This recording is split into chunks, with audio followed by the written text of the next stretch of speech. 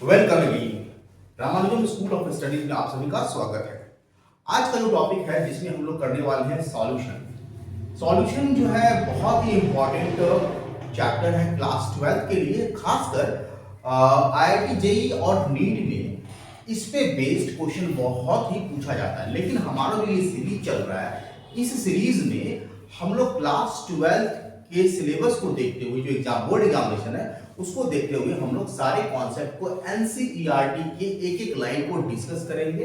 आप लोग को ध्यान से इस वीडियो को देखना है। वीडियो का लेंथ आज ज्यादा होने वाला है, लगभग 1 घंटे का वीडियो का। बहुत ही कॉन्सेप्ट को, बहुत ही ढेर सारे कॉन्सेप्ट को हम लोग डिस्कस करने वाले हैं। तो कॉन्सेप्ट क्या क्या डिस्कस करने वाले हैं, तो सबसे पहले हम लोग देखेंगे कि सॉल्यूशन क्या होता है, डिफरेंट टाइप का सॉल्यूशन कैसे बनाया जाता है। दूसरा हम लोग देखेंगे कि जो सॉल्यूशन बना उस सॉल्यूशन को हम कैसे एक्सप्रेस करेंगे, उसकी कंपोजिशन को, मतलब कंसंट्रेशन को किस किस यूनिट में हम लोग एक्सप्रेस करेंगे, कंसंट्रेशन के अलग अलग टर्म को हम लोग कैसे, हर एक टर्म को कैसे कैसे हम लोग एक्सप्लेन करेंगे। जैसे मोलरिटी क्या होता है, फॉर्मेलिटी क्या होता है, मोल फ्रैक्शन क्या होता है, इन सभी चीजों को हम लोग देखेंगे। फिर हम देखेंगे कि हेनरी लॉ क्या होता है और साथ में रॉड्स लॉ क्या होता है। ये सब सिंपल सिंपल सा ऑब्जेक्टिव है।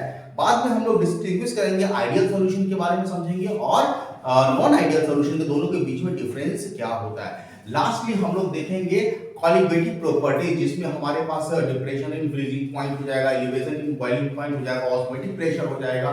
तो ये सभी चीज को हम लोग क्वालिटेटिव प्रॉपर्टीज में देखेंगे। और फाइनली हम लोग देखेंगे non ideal solution, want of factor I. जब कोई भी सॉल्वेंट मॉलिक्यूल को, कोई भी सॉल्यूट अगर डिसोसिएट होता है या एसोसिएट होता है, तो इसके डिसोसिएशन के बाद या एसोसिएशन के बाद इसके क्वालिटेटिव प्रॉपर्टीज पे क्या इंपैक्ट पड़ता है। तो इन सभी चीजों को हम लोग आज के लेक्चर में या एक या दो लेक्चर में इन सभी चीजों को हम लोग कंप्लीट करने की कोशिश करेंगे। हर एक चीज को आप नोट करते रहेंगे। ये स्ट्रिक्ट है कि क्लासेस में जैसे जैसे आप लोग वीडियो देखेंगे वैसे वैसे आपको हर एक चीज पॉइंट को नोट करना होगा। और कहीं पे भी डाउट होगा तो वो आप हमें पूछ सकते हैं, ऑनलाइन क्लास में या ऑफलाइन क्लास में, दोनों में आप पूछ सकते हैं। चलिए स्टार्ट करते हैं सबसे पहले सॉल्यूशन। तो देखिए, अगर हम नॉर्मल लाइफ की बात करें तो कुछ एक चीज को छोड़ के हमें प्योर फॉर्म में कोई भी चीज नहीं मिलेगा। एग्जाम्पल में कुछ एक चीज होता है, वो भी आजकल के दिनों, आजकल में वो क्या होता है कि इम्प्योरिटीज उसमें पाया जाता है। जैसे कि अगर हम बात करें गोल्ड, तो इसमें भी इम्प्योरिटी हो गया, लेकिन गोल्ड प्योर फॉर्म में होता है। तो जितने भी सामान हम लोग नॉर्मल लाइफ में देखेंगे, जितने भी हम लोग सबस्टांस देखेंगे, बेसिकली वो मिक्सचर होता है। कहीं ना कुछ इम्प्योरिटीज होती है, ठीक है। तो कोई भी सबस्टांस दो या दो से अधिक चीजों से मिलकर बना होता है, इसे हम मिक्सचर कहेंगे। और इन सबस्टांस का जो यूटिलिटी होता है डिपेंड करता है, जो प्रॉपर्टीज होता है, यूटिलिटी किस पे डिपेंड करेगा, मिक्सचर के प्रॉपर्टीज पे। तो आप लोग नोट करेंगे कुछ इंपॉर्टेंट मिक्सचर एलॉय जो कि एनसीईआरटी के बुक में गिवन है, उसके कॉम्पोजिशन को आपको ध्यान में रखना है कि किस किस चीज से बना हुआ होता है। जैसे कि अगर हम बात करें कि अगर ब्रास की बात करें तो mixture of copper and zinc है। ब्रास, ब्रास क्या है, कॉपर और जिंक का मिक्सचर है, ठीक है। इसकी प्रॉपर्टीज अलग होगी अगर हम बात करें किसका, जर्मन सिल्वर का, जो कि कॉपर, जिंक और निकेल है। सो जर्मन सिल्वर, ये copper plus zinc plus nickel है। ये जनरली ऑब्जेक्टिव क्वेश्चन में पूछ देता है कि ये जो मिक्सचर है इसमें क्या क्या, जर्मन सिल्वर में क्या क्या कंपोजिशन होता है। अब देखिए यहाँ पे आपको, यहाँ पे सिर्फ ये बताया जा रहा है, क्वालिटेटिवली बताया जाता है, इसमें क्वांटिटेटिव नहीं हम लोग बता रहे हैं कितना परसेंट, हाँ, लेकिन मिक्सचर इस दोनों का होगा। नेक्स्ट है हमारा, इसमें ब्रॉन्ज की बात करें तो कॉपर एंड टिन। ब्रॉन्ज क्या हो जाएगा हमारा, bronze is copper plus tin, Sn, इसका मिक्सचर है। तो अब बात ये आती है कि मिक्सचर होता क्या है, ठीक है। अच्छा, एक चीज और जो इंपॉर्टेंस है किसी भी सॉल्यूशन का, जो प्रॉपर्टीज है वो डिपेंड करता है उसके कंपोजिशन पे। एज फॉर एग्जांपल, इसमें बहुत ही अच्छा एग्जांपल गिवन है कि इंट्रावेनस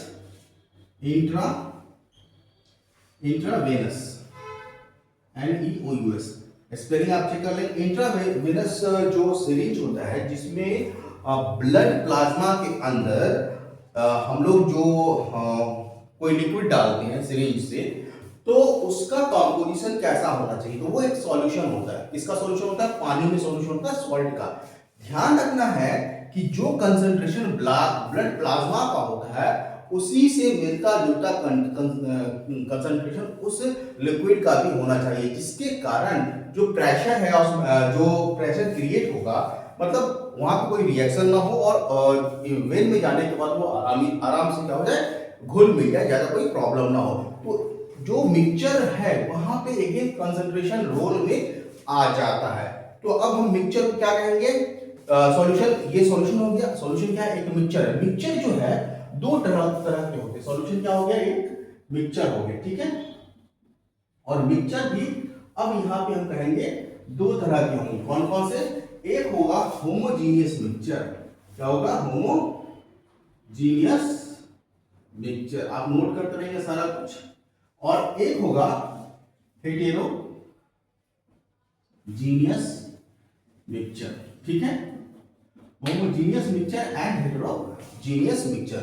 अब होमोजीनियस मिक्सचर क्या होता है, हेटेरोजीनियस मिक्सचर क्या होता है, ठीक है। तो एक ऐसा मिक्सचर जिसका composition and properties through out concentration, okay, concentration that is, इसको हम कहेंगे कंपोजिशन। क्या कहेंगे? कंपोजिशन, ठीक है। और प्रॉपर्टीज, प्रॉपर्टीज भी अगर हम लोग कहें प्रॉपर्टी, ऐसा नहीं कि सैंपल अलग अलग कर लिया तो अलग अलग हो जाएगा। कंपोजिशन और प्रॉपर्टीज क्या होना चाहिए? थ्रू आउट सेम होना चाहिए। तो ऐसे मिक्सचर को हम क्या कहेंगे? Homogeneous mixture. अगर हेटेरोजीनियस मिक्सचर में क्या होगा कि कंपोजिशन ये दोनों चीज सेम नहीं होगा throughout. As for example, अगर सॉल्यूशन अगर हम लोग लेते हैं, सपोज कि ये हमारा टेस्ट ट्यूब है, इसमें हमने यहां तक पानी भर लिया, ठीक है, और इसमें हमने थोड़ा सा नमक डाल दिया। अब इसको अच्छे से मिक्स कर दिया। मिक्स करने के बाद ये तो क्या बनेगा? थ्रू आउट एक सॉल्यूशन बनेगा। इस सॉल्यूशन में कहीं से भी आप सैंपल लो, चाहे ऊपर से लो या नीचे से लो, उसका concentration through out the solution same होगा और उसकी प्रॉपर्टीज भी through out the physical properties कह ले या केमिकल प्रॉपर्टीज कह ले, through out the properties through out the sample ये सेम होगा। लेकिन हेटेरोजीनियस मिक्सचर में ये चीज नहीं होगा। कंपोजिशन अलग अलग जगह से हम सैंपल अगर कलेक्ट करेंगे तो वो कंपोजिशन अलग अलग होगा। जैसे एग्जांपल मान लेते हैं कि सपोज कि नमक मिला हुआ है सैंड में, तो ये थ्रू आउट नहीं मिला होता है, कहीं ना कहीं दिक्कत हो जाएगा इसमें, ठीक है, कंपोजिशन में। तो ऐसे मिक्सचर को हम होमोजीनियस मिक्सचर कहते हैं। अब अगर हम बात करें कंपोजिशन का, तो कंपोजिशन भी हम लोग दो तरह से कर सकते हैं, ठीक है। एक होता है कि क्वालिटेटिव कंपोजिशन, क्वालिटेटिव कंपोजिशन, और दूसरा होता है quantitative composition, quantitative composition. Qualitative composition क्या होता है? हम ये कह देते हैं कि डाइल्यूट है या फिर कंसंट्रेटेड है, कुछ भी कह देते हैं, वहां पे हम लोग वैल्यू पुट नहीं करेंगे इतना परसेंट। ये जनरली डाइल्यूट हम लोग क्वालिटेटिव कह रहे हैं, कोई भी सॉल्यूशन डाइल्यूट है या कंसंट्रेटेड है, तो इस तरह से अगर हम सॉल्यूशन को बोलेंगे कि ये डाइल्यूट सॉल्यूशन है, ये कंसंट्रेटेड सॉल्यूशन है, तो ऐसे इस तरह से बोलने को हम क्या कहेंगे कि क्वालिटेटिव इंफॉर्मेशन दे रहा है। लेकिन क्वांटिटेटिव कंपोजिशन के लिए हमें एक वैल्यू, फिक्स वैल्यू बताना होगा। जैसे अगर हम कहें कि इसकी मोलरिटी इतनी है, मोलरिटी किसी भी सॉल्यूशन का मोलरिटी मान लो कि 0.2 m है, नॉर्मलिटी, तो ये पक्का वैल्यू आ रहा है, ये फिक्स्ड वैल्यू आ रहा है, तो इसे हम कहेंगे कि क्वांटिटेटिव हम लोग कंपोजिशन बता रहे हैं, इसमें क्वांटिटेटिव कंपोजिशन। आई होप यहां तक क्लियर हो गया होगा सॉल्यूशन में होमोजेनियस हेटेरोजेनियस मिक्सचर, कंपोजिशन, ठीक है। अब बात करते हैं मिक्सचर का, ठीक है, सॉल्यूशन का। सॉल्यूशन किससे बना होता है? चूंकि मिक्सचर है तो इसमें दो चीज होगा। सॉल्यूशन कैसा होगा ये बताएगा क्या चीज कि सॉल्यूशन के दो पार्ट होंगे। एक तो होगा हमारा सॉल्वेंट, क्या होगा? सॉल्वेंट, और एक होगा हमारा क्या? सॉल्यूट, ठीक है, सॉल्यूट। अभी हम बाइनरी सॉल्यूशन की बात करते हैं, सॉरी सॉल्यूट, यहां पे क्या करेंगे? Solute, okay. तो सॉल्यूशन डिपेंड करता है प्रॉपर्टीज ऑफ सॉल्वेंट पे। किस पे डिपेंड करेगा? प्रॉपर्टीज ऑफ सॉल्वेंट पे। यहां पे भी हम लोग एक्सप्लेन करेंगे। सो सॉल्वेंट इसे कहेंगे जनरली जो एक्सेस अमाउंट में, इसमें हो एक्सेस अमाउंट में हो, उसे हम सॉल्वेंट कहेंगे। और सॉल्यूट किसे कहेंगे?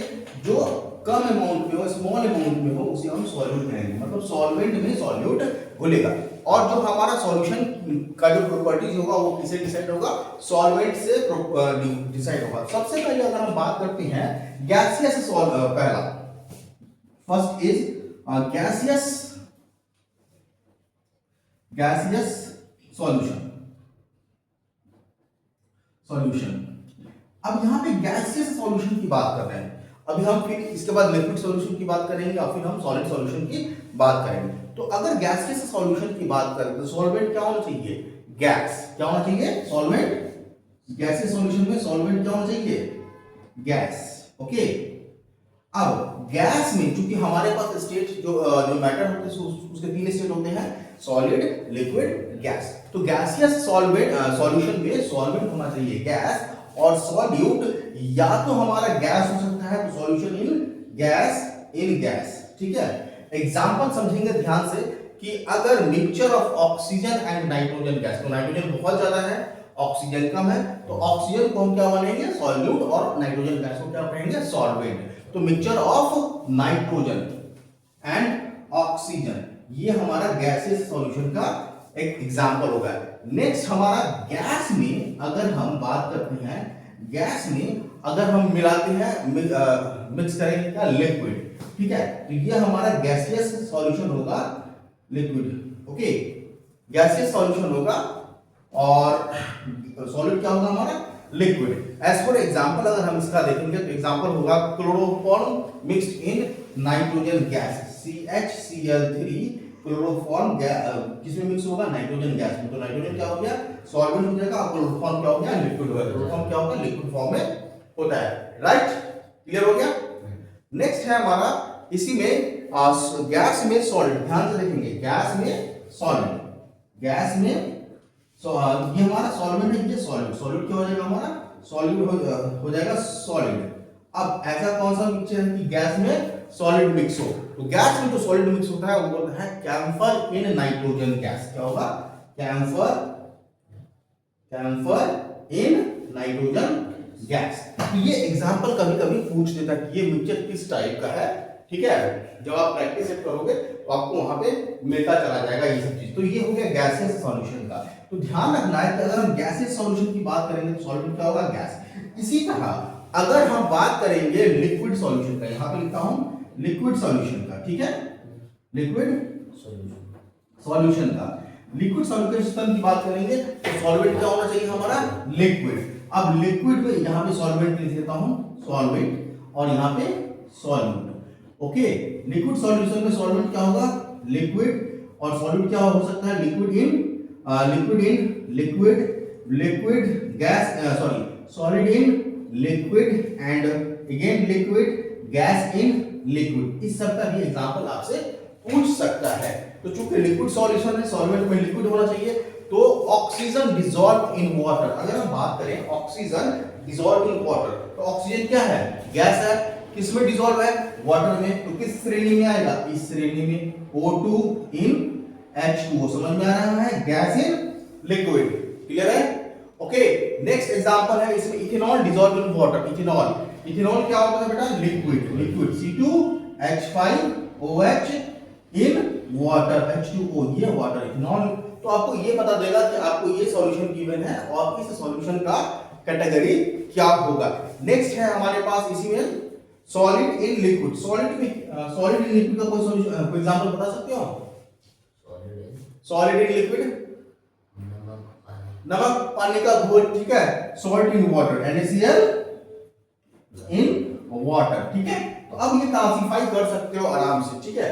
अब तीसरा है यहाँ पे, अगर हम लिक्विड से हमने कौन सा सॉल्वेंट ले लिया? सॉल्वेंट पहले गैस ले लिया, उसके बाद हम लोगों ने क्या ले लिया? सॉल्वेंट, लिक्विड ले लिया। अब हम लिक्विड सॉल्यूशन के बाद हम सॉलिड सॉल्यूशन की बात कर सकते हैं। किसकी? Solid solution. अब सॉलिड सॉल्यूशन की बात करें तो सॉल्वेंट क्या होना चाहिए? सॉलिड। ध्यान से, थोड़ा सा यहाँ पे डाउट हो सकता है। सॉल्वेंट क्या होना चाहिए? सॉलिड। और सॉल्यूट क्या होना चाहिए? PG, solid. सॉल्वेंट में सॉलिड, सॉल्वेंट में सॉलिड।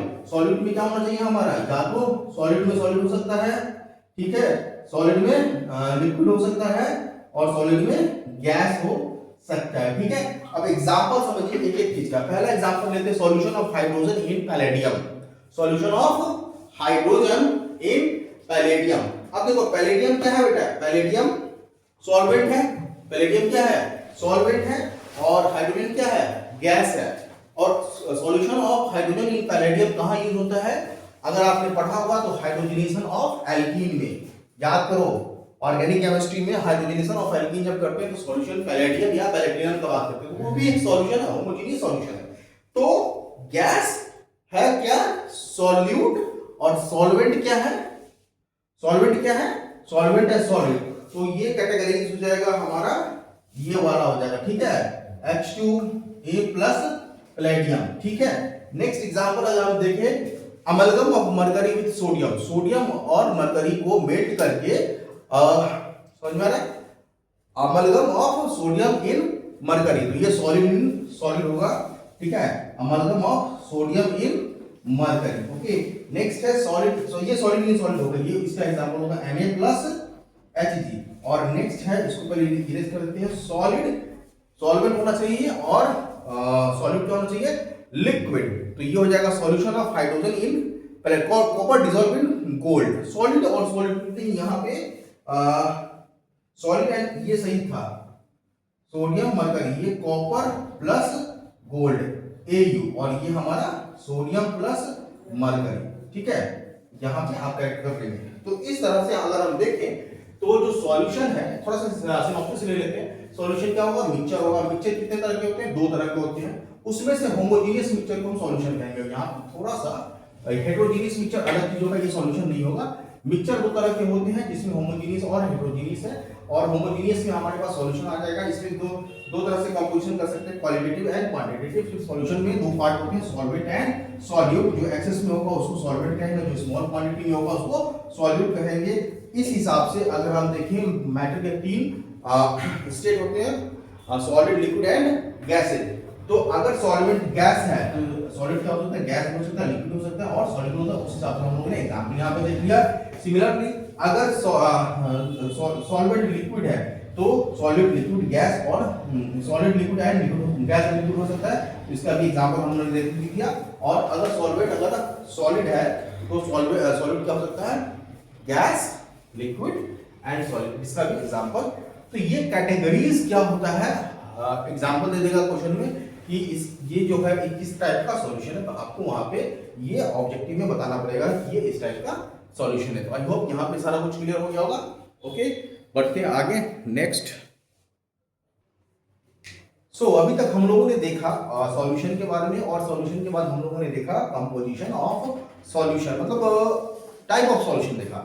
अब सॉल्यूट कितना है सॉल्यूशन में, अगर हमें क्वांटिटेटिवली बताना हो, ठीक है, तो यहां पे बहुत जरूरी हो जाता है कि किस टर्म में या किस यूनिट में हम कंपोजिशन बताते हैं। जो कंपोजिशन होता है उसको हम डिस्क्राइब करते हैं, एक्सप्रेस करते हैं इट्स कंसंट्रेशन। ठीक है, और कंसंट्रेशन के फॉर्म में एक्सप्रेस करने का अलग अलग तरीका होता है। तो कंसंट्रेशन से बहुत सारे इंफॉर्मेशन आपको देखने को मिलेंगे, बहुत कुछ देखने को मिलेगा। तो अगर हम बात करें कंसंट्रेशन में, तो हम लोग एक्सप्रेस कर सकते हैं, वो यहां पे है। फर्स्ट है मास परसेंटेज। पहला क्या है, mass percentage.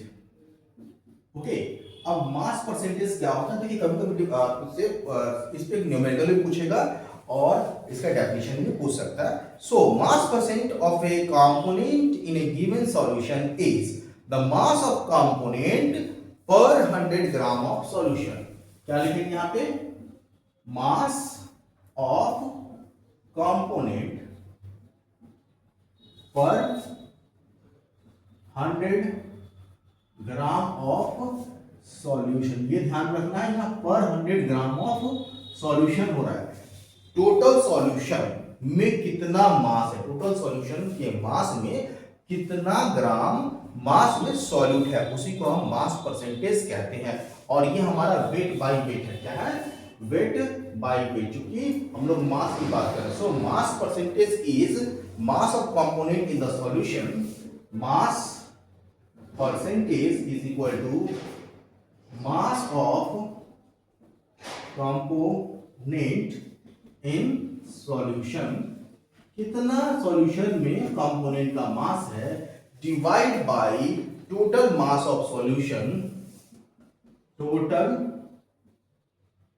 Mass of solution. Okay, यहां पे सॉल्यूशन है ना कि सॉल्वेंट है, multiply by 100। So this is the mass percentage. Okay, तो ये एक तरीका है। जैसे हम एग्जांपल के तौर पे अगर हम बात करें कि किसी सॉल्यूशन का जो मास परसेंट है 10% glucose in water by mass, example है 10% glucose, 10% glucose, okay, in water by mass, in water by mass. इसका मतलब क्या हो गया?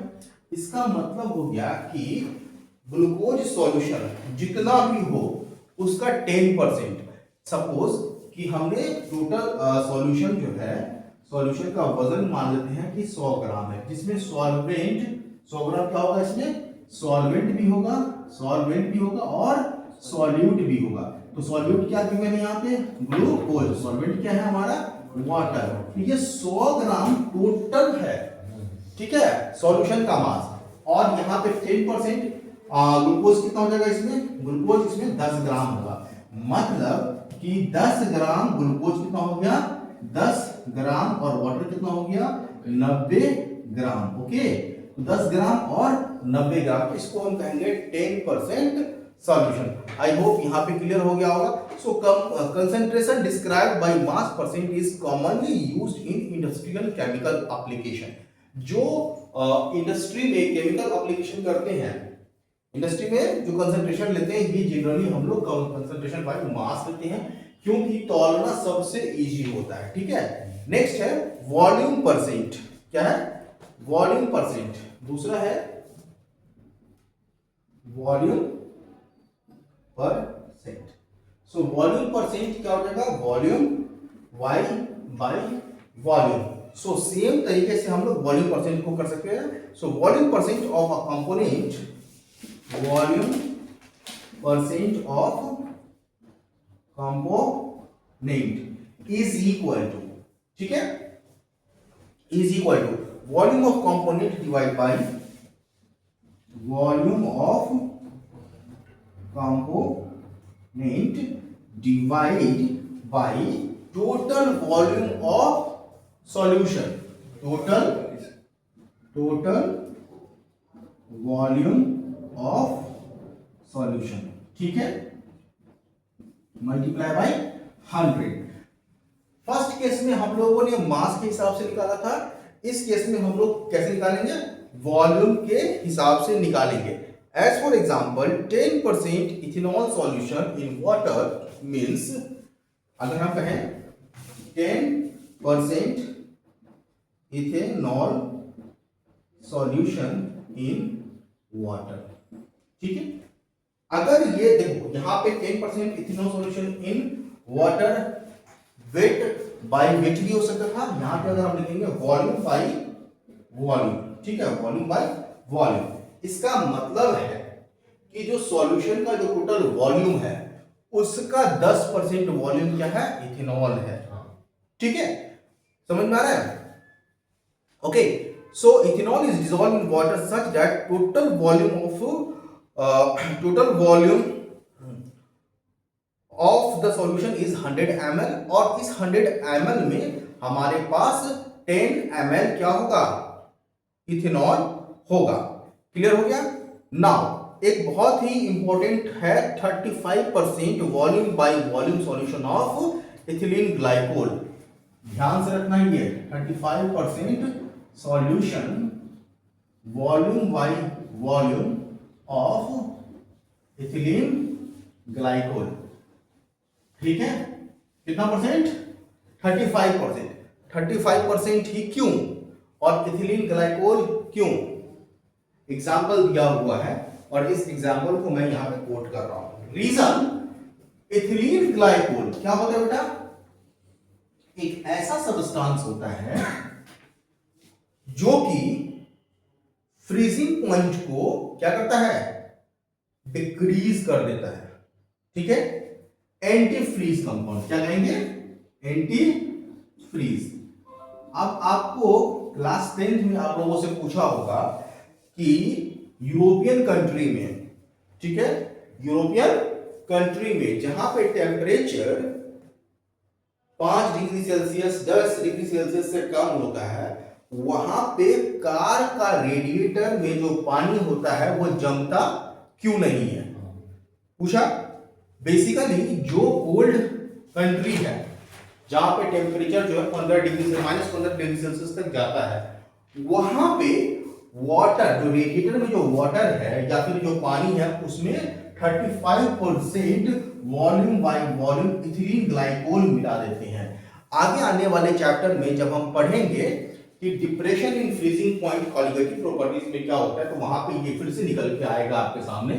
क्योंकि ये इथिलीन ग्लाइकोल जो 35% है, ये क्या करेगा कि वाटर के फ्रीजिंग पॉइंट को, जो कि कितना पे होता है 273 डिग्री पे होगा, उसका केल्विन पे होगा फ्रीजिंग पॉइंट, वो फ्रीजिंग पॉइंट कर देता है 255.4 केल्विन के लगभग में कर देता है, लगभग -17.4 डिग्री सेल्सियस 6 डिग्री सेल्सियस, मतलब इतना से वो क्या करेगा, डिक्रीज कर देगा, कम कर देगा। तो जिसके कारण पानी जमेगा नहीं, वो सॉलिडिफाइड नहीं होगा। तो इसलिए इसका यूज एंटीफ्रीज में करते हैं। तो डेटा के साथ पूछ सकता है कि 35% लेते हैं, 25% अगर नीट में ये क्वेश्चन पूछ सकता है, ठीक है। क्योंकि अब तो सीधा डायरेक्ट क्वेश्चन ही पूछता है एनसीईआरटी से, बहुत सारे डायरेक्ट क्वेश्चन यहाँ देखने को मिल जाते हैं नीट के पेपर में, जेईई के पेपर में। सो नेक्स्ट जो एक्सप्रेसिंग कंसंट्रेशन है वो है मास बाय वॉल्यूम। तो इसमें क्या करते हैं, जनरली ये जो यूनिट है मास बाय वॉल्यूम मेडिसिन में यूज होता है, और इसमें ये देखते हैं mass of solute dissolve in 100 ml of solution. Mass of solute जो कि ग्राम में होगा, डिसॉल्व्स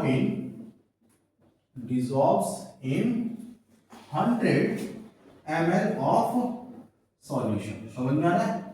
तो ये मास बाय वॉल्यूम हो गया, क्लियर हो गया। जब हम न्यूमेरिकल करेंगे तो आपको बहुत अच्छे तरीके से समझ में आएगा। नेक्स्ट है fourth one is ppm. Ppm क्या होता है, पार्ट्स पर मिलियन। अब 1 मिलियन में कितना होता है बेटा, 10 पावर 6 एंटिटीज, ठीक है। इसमें 1 मिलियन में कितने पार्ट्स हैं, 1 मिलियन में कितने पार्ट्स हैं, 10 पार्ट 20 पार्ट 20 पीपीएम। अगर मान लें कि 20 पीपीएम कोई मरकरी है किसी पे, तो हम क्या कहेंगे कि 10 लाख टोटल पार्ट में 20 पार्ट क्या है, मरकरी का है। 100 पार्ट्स पर मिलियन, इसे इस तरह से डिफाइन करते हैं। तो अब ये कब यूज होता है, जब ट्रेस अमाउंट में हो, क्या हो, ट्रेस अमाउंट में हो, ठीक है। सो नंबर ऑफ पार्ट्स हम लोग लिखेंगे parts per million, ppm is equal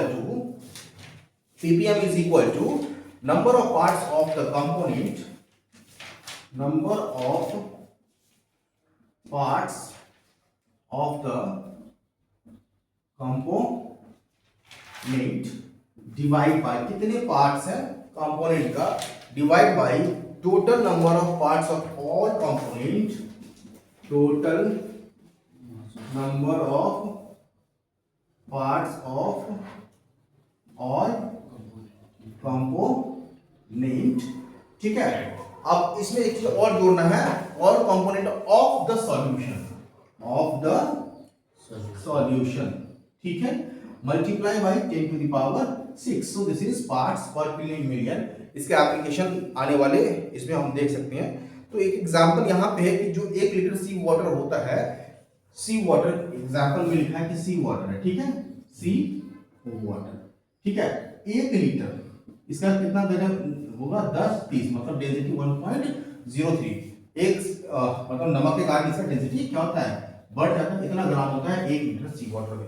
तो 1 लीटर सी वाटर में जो ऑक्सीजन है कितना होता है, 6 point multiply by 2 multiply by 6.10 gram oxygen है, ठीक है। कितना है, इतना ग्राम ऑक्सीजन डिसॉल्व होता है। तो इसको हम पार्ट्स पर मिलियन में कैसे एक्सप्रेस कर सकते हैं, तो जब हम इसको पार्ट्स पर मिलियन में एक्सप्रेस करेंगे, दैट इज इतना ग्राम है 1 लीटर में, इतना ग्राम है और इतना ग्राम है, तो 130 में कितना है 6 मल्टीप्लाई बाय 10 का पावर माइनस 3 इतने ग्राम में। सो 1 ग्राम में कितना होगा 6 मल्टीप्लाई बाय 10 का पावर माइनस 3 ग्राम डिवाइड बाय 1030, और 1 ग्राम में निकालने के बाद हमें किस में निकालना होगा 10 टू द पावर 6 में। ठीक है, तो 1 मिलियन पार्ट में, तो वो हमारा निकल के आएगा कितना 5.8 ग्राम पर 10 to the power 6 gram, that is 5.8 multiply पर 10 टू द पावर 6 ग्राम। तो पीटीएम का कैलकुलेशन न्यूमेरिकल से बहुत ही अच्छे तरीके से भी हम लोग थ्योरी कर रहे हैं। अब जो मेन इंपॉर्टेंट चीज आ रहा है, ये पार्ट्स पर मिलियन समझ जाएगा, जहां भी ट्रेस अमाउंट में होगा, तो जो पॉइजनस सब्सटेंसेस होते हैं, ठीक है, जैसे मिल्क की बात अगर करें तो मिल्क में कुछ अमाउंट, कुछ चीजें होती है जो कि हम लोग ऐड करते हैं, वो ट्रेस अमाउंट में होना चाहिए, उसके लिए हम पार्ट्स पर मिलियन के कंसंट्रेशन को यूज करते हैं। ठीक है, तो ये कभी कभी आपके एप्लीकेशन बेस्ड पे क्वेश्चन आ जाएगा। नेक्स्ट टॉपिक है इसमें मोल फ्रैक्शन। क्या होता है मोल फ्रैक्शन। इन सभी टॉपिक को, इन सभी कंसंट्रेशन यूनिट को बहुत ही अच्छे से आपको समझना है, क्योंकि सॉल्यूशन के चैप्टर में, मोल कॉन्सेप्ट के चैप्टर में, जो कि क्वेश्चन यहाँ से बहुत 3-4 क्वेश्चन तो आते ही आते हैं, यूनिट में तो आते ही हैं। ठीक है, बोर्ड के पेपर में भी क्वेश्चन आते हैं, जेईई में आपको मोल कॉन्सेप्ट में आएगा। ठीक है, सॉल्यूशन बेस्ड, तो उसमें बहुत ज्यादा ये हेल्प करेगा। सो अभी तक हम बात करते हैं किसका, बाइनरी सॉल्यूशन का। कौन से सॉल्यूशन का, बाइनरी सॉल्यूशन का। बाइनरी सॉल्यूशन क्या होता है, बाइनरी सॉल्यूशन इसमें 2 पार्ट होते हैं, एक होता है सॉल्वेंट और एक होता है सॉल्यूट। ठीक है, ये चीज को भी हमने डिस्कस किया। अब आप ऐसे समझो कि अगर कोई सॉल्यूशन है, उसमें 2 पार्ट्स हैं, तो जो सॉल्वेंट है और जो सॉल्यूट है, ठीक है, सॉल्वेंट नंबर ऑफ मोल्स हो सकता है, कितने मोल होंगे, इसको जो भी अमाउंट होगा उसको नंबर ऑफ मोल्स में क्या करेंगे, कन्वर्ट कर देंगे। सॉल्यूट को भी नंबर ऑफ मोल्स में कन्वर्ट कर देंगे, नंबर ऑफ मोल्स। ठीक है, अभी एक्सप्लेन करेंगे। सपोज कि सॉल्वेंट हमारा N2 मोल है, सॉल्यूट हमारा N1 मोल है जनरली। ठीक है, तो मोल फ्रैक्शन ऑफ सॉल्यूट, अगर 2 कंपोनेंट, सपोज सॉल्वेंट को हमने कंपोनेंट ए कहा और सॉल्यूट को कंपोनेंट बी कहा, तो मोल फ्रैक्शन ऑफ बी क्या है हमारा सॉल्यूट, सो तो number of moles of B that is N1 divide by, या ये हम लोग ले लेते हैं ये Na, ये Nb कर लेते हैं। ठीक है, so mole fraction of B is Nb divided by total number of moles, that is Na plus Nb. Similarly, mole fraction of A is equal to Na divided by total number of moles of solvent plus solution, solvent plus solute Nb. अब चूंकि ये fraction है, क्या है fraction है, इसकी value, mole fraction की value क्या होगी, एक की वैल्यू 0 से 1 के बीच में होगी, लेकिन दूसरे की वैल्यू क्या होगी, ध्यान से देखिए कि अगर इसे और इसे हम लोग ऐड करते हैं, मोल fraction of A plus mole fraction of B, so this is Na divide by Na plus Nb plus Nb divide by Na plus Nb। LCM क्या है, Na प्लस Nb है, तो Na प्लस Nb, यहां पे क्या हो जाएगा, again Na plus Nb, ये इकट्ठा क्या हो जाएगा 1 हो जाएगा। इसका मतलब है कि mole fraction of A plus mole fraction of B is equal to 1। अगर एक कोई भी कंपोनेंट का मोल फ्रैक्शन 0.3 है तो दूसरा कंपोनेंट कितना होगा 0.7 होगा। दोनों का प्रोबेबिलिटी से आप मैच कीजिए। ठीक है, प्रोबेबिलिटी के जैसा ही है कि होने का नहीं होने का प्रोबेबिलिटी क्या होना चाहिए 1 होना चाहिए।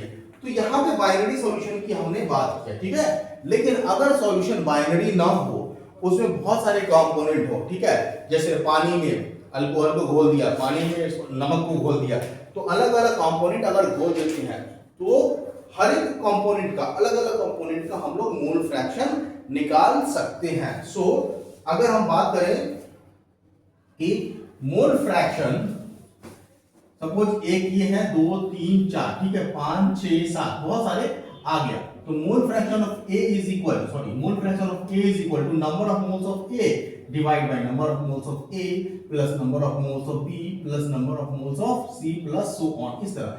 Similarly mole fraction of B is equal to number of moles of B divide by total number of moles, नीचे में क्या हो जाएगा टोटल नंबर ऑफ मोल्स। तो आई होप यहां तक आपको मोल फ्रैक्शन के कॉन्सेप्ट को समझ में आ गया होगा, कोई दिक्कत नहीं हुआ होगा यहां, ठीक है।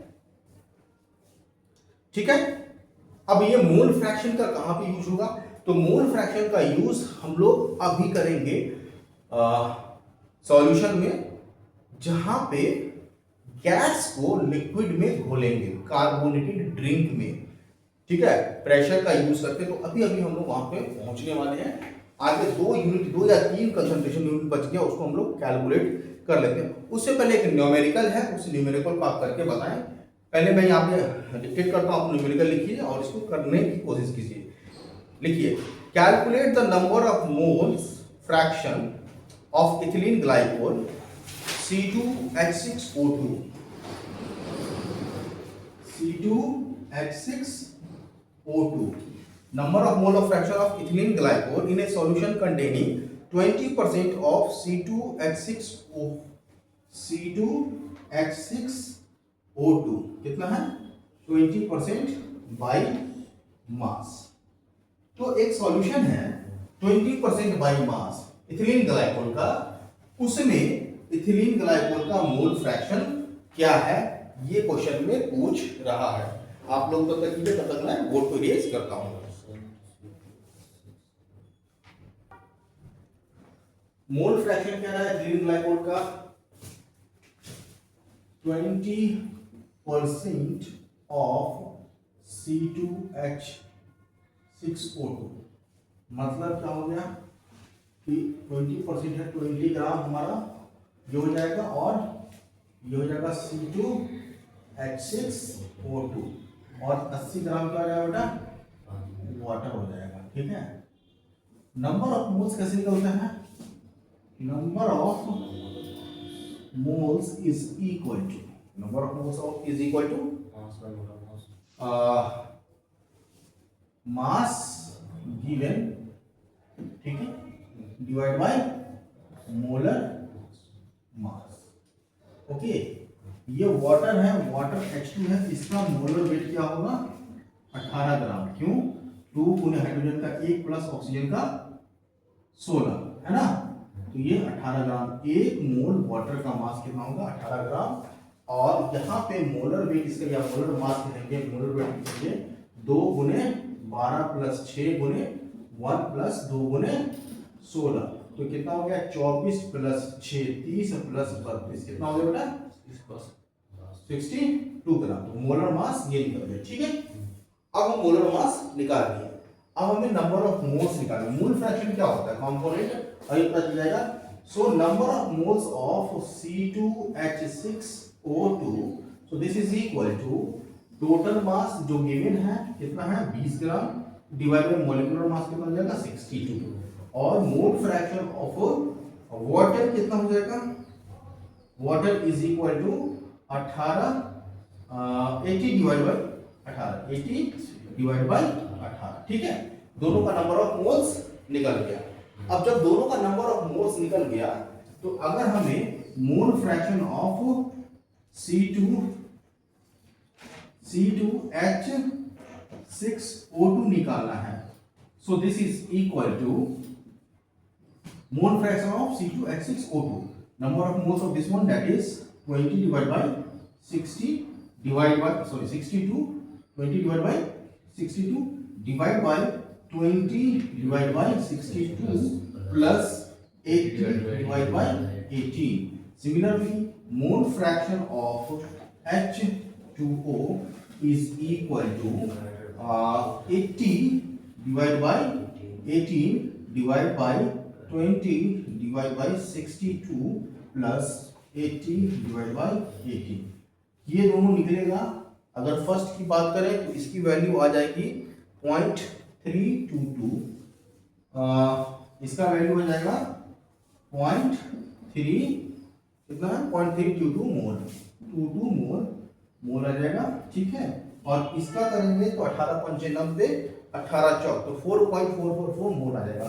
4.444 मोल आ जाएगा। इसकी वैल्यू पुट करेंगे 0.322 डिवाइड बाय 0.322 प्लस 4.444।